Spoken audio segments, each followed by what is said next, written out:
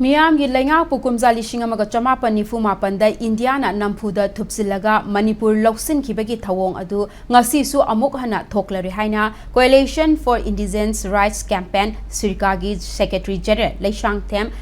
Leishemba Mitena Fungdokre Wafam Asi Imphal East Ki Kaibi Mana Chingda Pangthokiba Humbudra Mapan Suba Manipur Independence Day Celebration Ki Thoramda Fungdokibani Lup Asina Sinduna Pangthokiba Thoram Aduda Lup Asigi Luchingba Sing Tongan ba Lup Singi Luchingba Sing Yauna Miyoi Kayana Saruk Yaki Thoram Aduda Sirkagi President T.A. Somerendro na Luchingduna Ibudok Pakhang Bagi Malem Paphal Yekpa Petruklay Machugi Fira Zingkhatki Thoram Aduda Leishembana Makataraduna British na Manipur bu Ningtamba Piram Laba Matungda Southeast Asia da Ahanba Oina Masagi Constitution Ijaraga Mikhal Pangthoktuna Popular Government ama Semzaki Lengak Adubu India ki Luchingba Singna Namduna Tupsilaga Manipur bu Namduna Loksinki Thodok Aduga Chapmanana Ngasisu Miyamgi Lengak Leina Lengak Adubu Inturaga President Rules Salaiduna Mapaldagi Lakpa State Asigi Yelhomi Nataba Singna Lengak Paikre Pibam Asi Kanglabasu Ngasigi Mirol Singna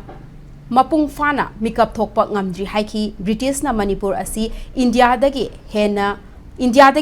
Ningtamba Pirami Haiba Si Ngasigi Mirol na Kaurakle Haiba Wafam Sirkagi General Secretary Asina Thamladuna Masine Lamdam Asigi Asengba Puwari Adu Manglak Nabagi Achauba Maram Amasu Oiri Loinana State Asida Thokliba Tongan ba issue kaya asigi chapchaba waroi ama puraknaba Manipur bu Indiana pre-major political status natraga masiga manaba special status ama piba mathoktai haiki